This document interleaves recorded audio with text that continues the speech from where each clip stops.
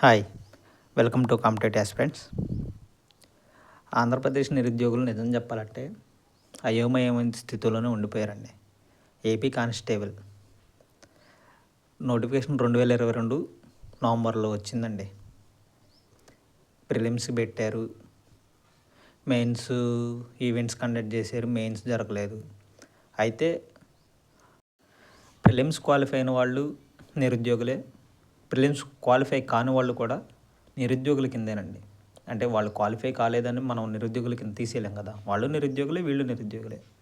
ఎవరి ప్రయత్నాలు వాళ్ళు సఫలం చేసుకుంటూ ముందుకెళ్ళి విజయం సాధించుకోవాలి తప్ప ఎవరిని పాయింట్అవుట్ చేయడానికి కాదు.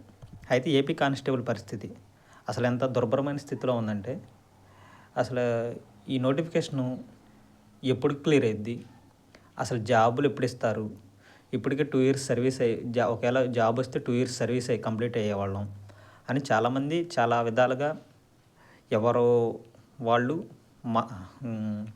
సతమతం అయిపోతున్నారండి నిజం చెప్పాలంటే. అయితే ఇప్పుడు ఈ ఏపీ కానిస్టేబుల్ మీద ఉన్నటువంటి కేసుల గురించి మీకు ఒక ఎక్స్ప్లెయిన్ చేస్తాను. అసలు ఈ నోటిఫికేషను ఎటు వెళ్తుంది, ఏంటి, ఏం జరుగుతుంది, మెయిన్స్ ఎప్పుడు పెడతారు ఏంటనేది తర్వాత చర్చిద్దాం. ముందు ఈ కేసుల గురించి ఎక్స్ప్లెయిన్ చేస్తానండి. పాయింట్ నెంబర్ 1, హోంగార్డ్ కేసు అండి. హోంగార్డ్ కేసు అసలు ఏంటి? హోంగార్డ్ కేసు ఏంటంటే, ప్రిలిమ్స్ హోంగార్డ్స్లో వాళ్ళు కొంతమంది క్వాలిఫై అయ్యారు. అయితే ఏంటి, వీళ్ళకి స్పెషల్ రిజర్వేషన్ అయితే ఇచ్చారు. మళ్ళీ ఆ రిజర్వేషన్ల గురించి అవన్నీ నేను ఎక్స్ప్లెయిన్ చేయను, జస్ట్ టాపిక్ మాత్రమే మాట్లాడతాను, ఏం జరుగుతుంది ఏంటి. హోంగార్డ్కి రిజర్వేషన్స్ అయితే ఇచ్చారు. హోంగార్డ్స్ కొంతమంది క్వాలిఫై అయ్యారు, కొంతమంది క్వాలిఫై కాలేదు. ఈ కొంతమంది క్వాలిఫై కాని వాళ్ళు ఏం చేశారంటే, మాకు స్పెషల్ రిజర్వేషన్స్ ఇచ్చారని చెప్పేసి మాకు general means SC, ST, BC, OC అలా వీళ్ళు జనరల్ నిరుద్యోగులు ఉంటారు కదా, వీళ్ళతో కంపేర్ చేసి మాకు కట్ ఆఫ్ నిర్ణయించారు. మాకు స్పెషల్ రిజర్వేషన్ ఇచ్చినప్పుడు మాకు స్పెషల్ కట్ ఆఫ్ ఇవ్వాలి కదా అని చెప్పేసి వాళ్ళు వెళ్ళి వాళ్ళ తరపున ఉన్న అడ్వకేట్స్ని పెట్టుకుని కేసులు అయితే ఫైల్ చేసుకోవడం జరిగింది. వాళ్ళకి ఎలాగలా ఈవెంట్స్కి అలౌ చేశారు, బాగానే ఉందండి. అయితే మళ్ళీ దీంట్లో ఇంకో కేసు పడుతుంది. హోంగార్డ్ ప్రిలిమ్స్ డైరెక్ట్గా క్వాలిఫై అయిన వాళ్ళు మళ్ళీ ఇంకో కేసు ఫైల్ చేస్తున్నారని ఇన్ఫర్మేషన్ వచ్చిందండి. ఇది ఎటువైపు దారితీస్తుందో ఏంటనేది తెలియట్లేదు. ఇది హోంగార్డ్ ఇష్యూ. వాళ్ళు ఈవెంట్స్ క్వాలిఫై అయ్యారు, కొంతమంది డిస్క్వాలిఫై అయ్యారు. ఎప్పుడు కోర్టు అలౌ ఇచ్చిన వాళ్ళు. సరే, ఆ కేసు ఎలాగలా ముగిసింది. అది కొంచెం కొన్ని కారణాల వల్ల హోంగార్డ్ కేసు మళ్ళీ సుప్రీంకోర్టులో అయితే ఉంది. దానికి ఇంకా ఏమీ తెలియలేదు, ఇన్ఫర్మేషన్ వచ్చినాక చెప్తాను. Next point number 2, marks adding case అండి. మార్క్స్ యాడింగ్ కేసు 5 నుంచి 8 క్వశ్చన్స్ రాంగ్ ఉన్నాయి అని చెప్పేసి వాళ్ళైతే హైకోర్టును ఆశ్రయించడం జరిగిందండి. వీళ్ళల్లో కూడా న్యాయం ఉంటే వీళ్ళకి న్యాయం జరగాలి. ఎందుకంటే మార్క్స్కు అది నిరుద్యోగులు తప్పు కాదు కదా.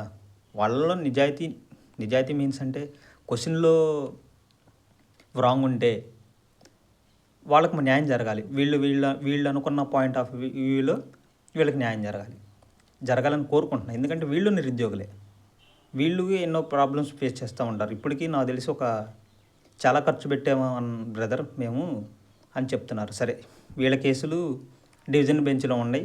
అది ఏం జరుగుతుంది ఏంటనేది ఫస్ట్ సింగిల్ బెంచ్లో వచ్చేసరికి కేసు కొట్టేసిన, కాకపోతే ఆర్డర్ కాపీలో ఏముందంటే 3 to 4 మార్క్స్ కొంచెం కన్సిడర్ చేయొచ్చు అనే విధంగా ఉందంట. సరే, డివిజన్ బెంచ్లో ఏం జరుగుతుంది ఏందో నెక్స్ట్ వివరిస్తాను. ఇదో పెండింగ్ కేసు అండి. హోంగార్డ్ కేసు సుప్రీంకోర్టులో ఉంది, అది పెండింగ్ కేసులోనే ఉంది. హైకోర్టులో అయితే వాళ్ళకి అలౌ ఇచ్చారు. సరే, రీసెంట్గా హైట్ డిస్క్వాలిఫైడ్ కేసు అండి.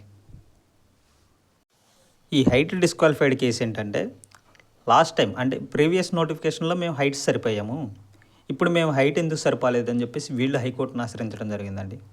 మేము హైట్ సరిపోయాము లాస్ట్ టైం నోటిఫికేషన్స్కి, ఇప్పుడు ఈ టైంలో మమ్మల్ని ఎందుకు డిస్క్వాలిఫై చేశారు అని వీళ్ళు కొంతమంది హైకోర్టుకి అయితే ఆశ్రయించడం జరిగిందండి.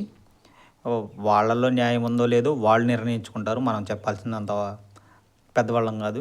సరే, point number 3, height disqualified case. Point number 4, age rejected అనేది రీసెంట్గా ఫైల్ చేశారండి. వీళ్ళ ప్రాబ్లం ఏంటంటే, ఏజ్ సరిపోకపోతే అప్లికేషన్ అనేది తీసుకోకూడదు కదా, అప్పుడే రిజెక్ట్ చేయాలి.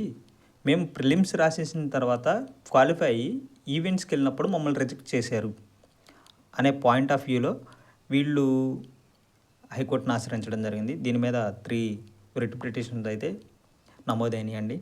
ఇది ఆంధ్రప్రదేశ్ కానిస్టేబుల్ మీద ఇన్ని కేసులు ఉన్నాయండి. ఇన్ని కేసుల్లో ఇప్పుడు ఏదైనా గవర్నమెంట్కైనా ప్రాబ్లమే, నిరుద్యోగులకైనా ప్రాబ్లమే. ఇప్పుడు ఎవరిని తప్పు పట్టడానికి లేదు, ఎందుకంటే పరిస్థితి అలాంటిది. ఇవి సాల్వ్ చేయాల్సింది మనం అక్కడ సాల్వ్ చేసుకోవాలి. దీనికి కౌంటర్ దాఖలు చేయాలన్నా ఏం చేయాలన్నా గవర్నమెంట్ వారు ప్రొసీడ్ అవుతారు. సో ఏం జరిగిద్దో ఏంటో నిజం చెప్పాలంటే ఏపీ కానిస్టేబుల్ పరిస్థితి నోటిఫికేషన్ అయితే చాలా దుర్భరమైన స్థితిలో ఉండిపోయారు నిరుద్యోగులు. ఏం జరిగిద్దో చూద్దాం. మెయిన్స్ ఎప్పుడు ఉంటుంది ఏంటనేది నువ్వు నేను ఎవరం కన్సిడర్ చేయలేమండి. అది గవర్నమెంట్ వారు నిర్ణయిస్తారు, దాన్ని బట్టి మనం ఫాలో అవటమే తప్ప మనం ఎవరిని పాయింట్ అవుట్ చేయడానికైతే కాదు. ఈ కేసులన్నీ ఫైల్ చేశారు కాబట్టి ఇవి క్లియరెన్స్ వచ్చి మెయిన్స్ పెడితే ఎటువంటి న్యాయ చిక్కులు లేకుండా ప్రశాంతంగా నోటిఫికేషన్ అయితే ముగిసి ఉద్యోగాలు చేసుకుంటాము. లేకపోతే రీసెంట్గా వెస్ట్ బెంగాల్లో జరిగింది కదండి, 24,000 మందిని తొలగించేశారు. ఇది కూడా అలానే దారి తీసిద్దామని చెప్పేసి మనలాంటి నిరుద్యోగులు అందరు నిరుద్యోగులే. అంటే ఏం జరుగుతుందో తెలియని పరిస్థితి. ఇన్ని పిటిషన్స్ వచ్చినాయి అని చెప్పేసి గవర్నమెంట్కి కూడా ప్రాబ్లమే. ఇంతమంది పిటిషనర్సా, ఒక్క నోటిఫికేషన్ కోసం ఇన్ని కేసులా అని చెప్పేసి వాళ్ళకు కూడా ప్రాబ్లమేనండి. అలాగే నిరుద్యోగులకు మరింత ప్రాబ్లం, ఏం చేయలేని పరిస్థితి. ఎనీవే ఏదైనా తొందరగా క్లియరెన్స్ వచ్చేసి నిరుద్యోగులు మంచి జరగాలని కోరుకుంటున్నానండి. Thank you. మన ఛానల్ నచ్చినట్లయితే ప్రతి ఒక్కరూ సబ్స్క్రైబ్ చేసుకోవాల్సిందిగా కోరుతున్నాను. థ్యాంక్ యూ అండి. ఇది కానిస్టేబుల్ యొక్క పరిస్థితి.